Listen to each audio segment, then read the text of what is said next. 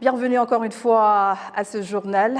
Le Premier ministre Edouard Ngirente a visité ce vendredi le district de Rutsiro à l'ouest du Rwanda. Dans ce périple, le Premier ministre a visité le marais de Bitenga du district de Ruhango, lequel est exploité par plus de 800 agriculteurs. Les pommes de terre et les petits pois sont les principales cultures de ce marais. Les agriculteurs ont indiqué au Premier ministre que les travaux d'aménagement de ce marais ont permis d'accroître sensiblement la production. Le Premier ministre a exhorté les agriculteurs de Ruhango à redoubler d'efforts pour valoriser davantage ce marais, car après 6 saisons consécutives, ils devront céder la place aux autres qui n'ont pas suffisamment de terres arables pour se développer.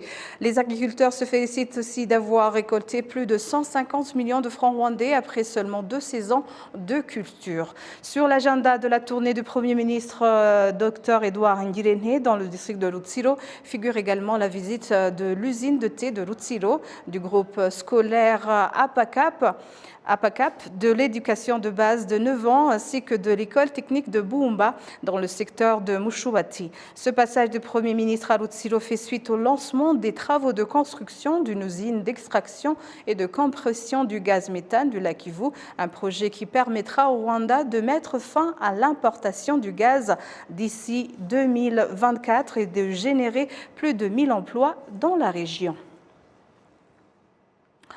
Le président de la République, Paul Kagame, a reçu au village Urugwiro ce vendredi une délégation du Congrès américain dirigée par le sénateur Chris Coons. Cette délégation de 3 sénateurs et 3 représentants du Congrès américain sont au Rwanda pour une visite de 3 jours afin de renforcer les relations bilatérales entre le Rwanda et les États-Unis.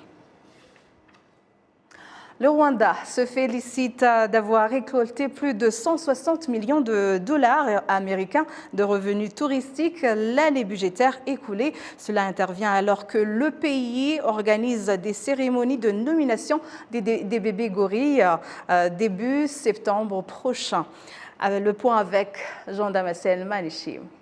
Pour la 18e fois, le Rwanda organise le 2 septembre prochain les cérémonies de nomination des bébés gorilles au Parc national des volcans au nord du Rwanda.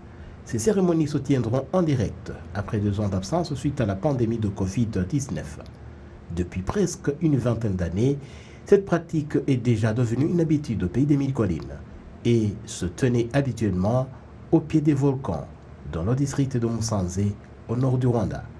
Les instances ayant le tourisme dans leurs attributions indiquent que l'organisation de ces cérémonies démontre combien ce secteur touristique commence à se remettre de la pandémie de Covid-19 qui a fortement secoué plusieurs secteurs de la vie nationale. Ariela Kayiruka, chargée du tourisme, de la conservation de la biodiversité au Rwanda, a fait savoir que les revenus touristiques du Rwanda l'année passée sont estimés à plus de 160 millions de dollars américains, soit environ 170 milliards de francs rwandais. En 2019, le tourisme avait fait entrer dans le trésor public plus de 200 millions de dollars américains. Depuis la tenue de ces cérémonies de nomination des bébés gorilles, la population des gorilles a augmenté. Jusqu'à présent, au total, 354 bébés gorilles qui ont été nominés.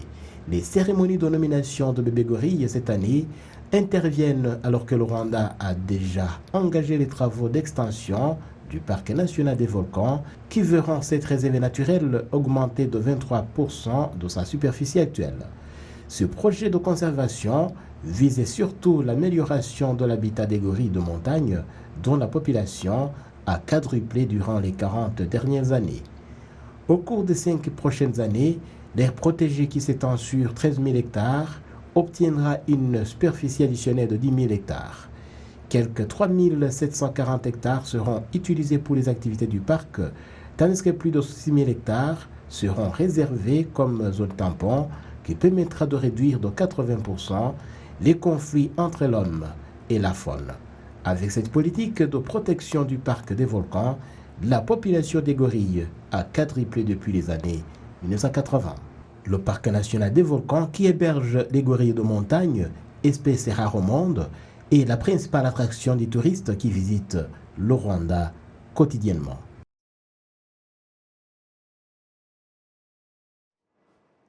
Les responsables des organes de régulation des médias dans les pays membres de la communauté économique des États d'Afrique centrale apprécient le développement du Rwanda 28 ans après le génocide des Tutsis en 1994.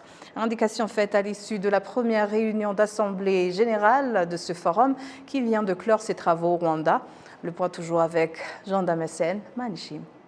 Kigali, la capitale rwandaise, une ville en perpétuelle mutation, ne cesse de séduire par sa propreté et l'augmentation des infrastructures de base dans plusieurs quartiers. Si en 2022, Kigali présente une physionomie plutôt attrayante, cela ne s'est pas fait d'un jour au lendemain. Un retour en arrière peut faire comprendre les efforts déployés dans la reconstruction du pays en général. Peu avant 1994, le désordre s'observait un peu partout, dans la ville de Kigali. Les infrastructures rudimentaires, les accès routiers trop étroits et parsemés de saleté, les bâtiments vétustes, ne présentant qu'un aspect d'une ville, pour ne citer que cela. Après le génocide des Tutsis au Rwanda, les efforts considérables ont été déployés pour développer le pays et doter Kigali d'un aspect d'une véritable ville. Les Rwandais ne sont pas les seuls à en témoigner. Les étrangers qui ont connu Kigali avant les années 2000 ne cessent de s'émerveiller de leur arrivée au Rwanda. Le président en exercice du Forum des organes de régulation des médias dans les pays membres de la communauté économique des États d'Afrique centrale, le Camerounais Joseph Tchebonkeng Kalaboussou, est l'un d'eux. Je vais dire comblé pour ce que j'ai vu. J'entendais que j'étais ici comme journaliste sportif en 1998, mais revenir presque 20 ans après, je n'ai pas reconnu Kigali. Et je me réjouis du progrès fait. Et je félicite le peuple rwandais pour ce qu'ils ont fait, parce que bâtir un pays comme celui-ci, qui ne donne pas à la mer, ce n'est pas donné. Et je félicite aussi le chef de l'État, parce que si vous n'avez pas un leader éclairé, vous ne pouvez pas réaliser ceci. Donc le président, bravo au président Paul Kagame pour ce qu'il fait. Le Rwanda est devenu ce qu'on dit en anglais the pride of Africa. Et je suis vraiment satisfait. Mais il y a quelque chose que je voulais dire. Je suis allé au mémorial de Kigali et ça m'a choqué. Jamais plus ça sur le continent, même l'humanité. Qu'on fasse tout ce qu'on peut faire pour que ça n'arrive plus sur le continent, ni ailleurs dans ce monde. C'est pénible, c'est pénible. Vous avez traversé là un moment très triste de votre histoire, mais il ne faut pas que ça se répète, ni ici, ni ailleurs, à travers le continent ou du monde. Ce sentiment d'appréciation est partagé par son collègue Joseph Pouambi de la République centrafricaine, qui estime, lui, qu'il n'y a aucun rapport entre le Rwanda actuel et celui de 1998, qui marque son dernier passage au Rwanda. Écoutez, j'étais déjà à Kigali en 1998, j'étais venu comme reporter, chroniqueur sportif. 1998-2022, ça fait quasiment 24 ans que je ne suis pas arrivé. Mais quand je suis arrivé le dimanche dernier, quand on a visité la ville de Kigali, je suis émerveillé. Il y a une grande mutation qui s'est opérée sur tous les plans. Mais vraiment sur tous les plans. Et c'est un exemple à suivre aussi. Quand on voit ce qui se passe ici à Kigali, c'est vraiment un exemple à suivre pour les autres États de l'Afrique subsaharienne. En tout cas, je suis très émerveillé de toutes les réalisations que j'ai vues ici à Kigali, qui n'est autre chose que l'œuvre de son autorité, son Excellence, le président Paul Kagame, qui vraiment a consacré beaucoup d'efforts pour l'amélioration des conditions de vie de la population rwandaise, pour avoir construit de fond en comble la ville de Kigali. Ces réalisations du Rwanda en matière de développement ont été accélérées par la vision 2020 de développement que le Rwanda s'était fixée, et ce progrès pourrait s'accélérer davantage avec la vision 2050 qui guide toutes les aspirations actuelles du Rwanda. Les participants à l'exposition qui se tient en district de Rusizi disent qu'ils s'attendent à bénéficier des connaissances qu'ils ont acquises auprès de leurs collègues et que leurs activités seront connues d'un côté tandis que d'un autre, leur marché sera élargi. Amandine Dikoumassao. Au premier jour de cette exposition, certains sont déjà prêts pour l'expo en soi et d'autres se préparent encore. C'est un événement qui regroupe les partenaires du district de Rusizi, le secteur privé de cette partie du pays et d'autres d'ailleurs. Diverses activités dont l'agriculture, les services et autres sont mises en avant. Ceux qui exposent leurs activités s'attendent à ce que leur marché s'élargisse.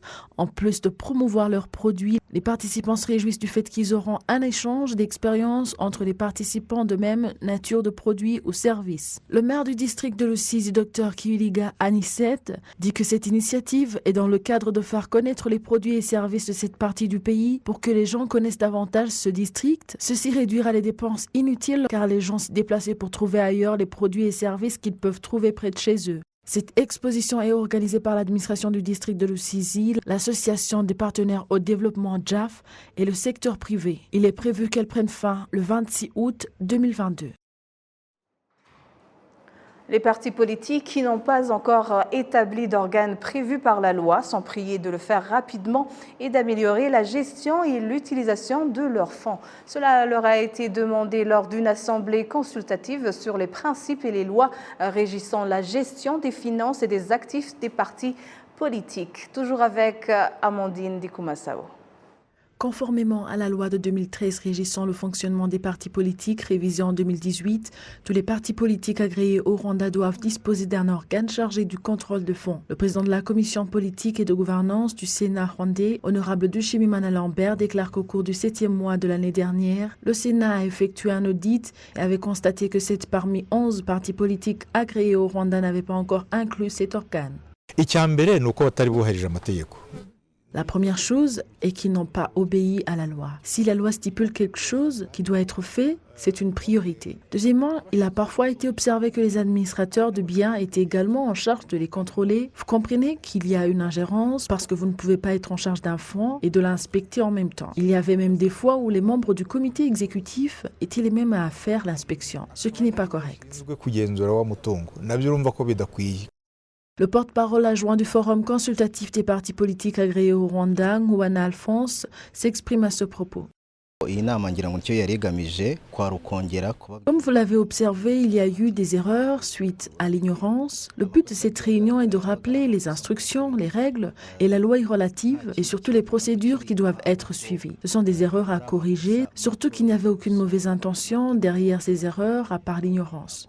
Le secrétaire général de l'Office rwandais de gouvernance, Kalisa Edouard, affirme que si les propriétés des partis politiques sont bien gérées, cela développera davantage le pays. Les partis politiques contribuent à la construction du pays. Les activités qu'ils font appartiennent aux Rwandais en général. Quand on parle de fonds publics, c'est pour le développement de la population. Et ces partis politiques y apportent une grande contribution.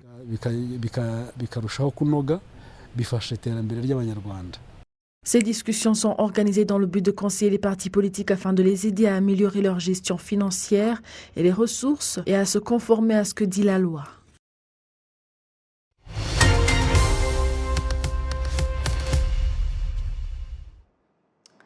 À présent, dans le sport, la nouvelle saison du championnat national de première division en football au Rwanda débute ce vendredi avec au total 16 équipes.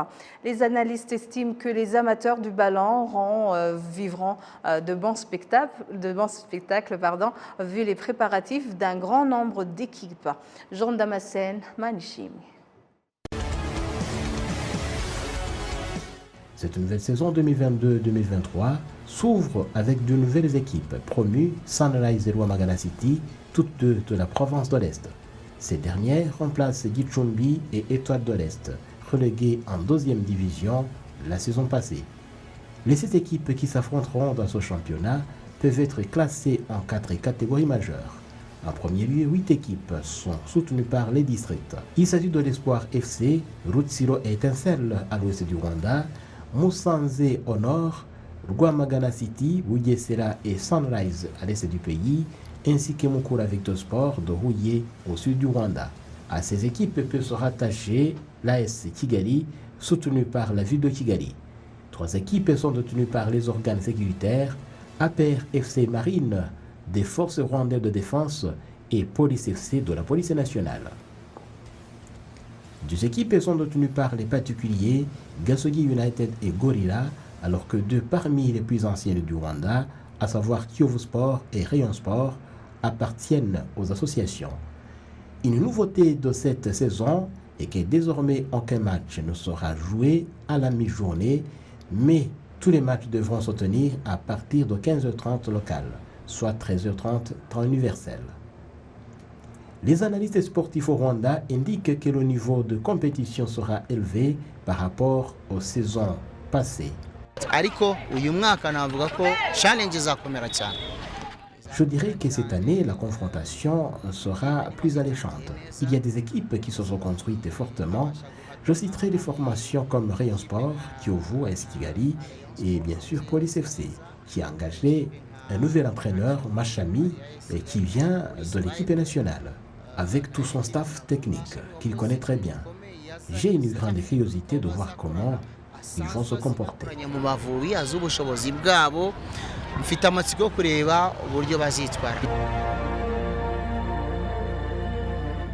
Le porte-parole adjoint de la Fédération rwandaise de football amateur FERWAFA en sigle rassure que les problèmes observés dans l'arbitrage diminueront le plus possible. La saison dernière, la formation militaire d'APR FC a remporté la coupe devant Kiyovu Sport à la différence d'un seul petit point. En conséquence, c'est cette formation militaire qui représentera le Rwanda dans la Ligue des champions africaine. Voilà, c'est tout pour ce soir. Je vous souhaite un bon week-end et bonne suite des programmes de la télévision rwandaise.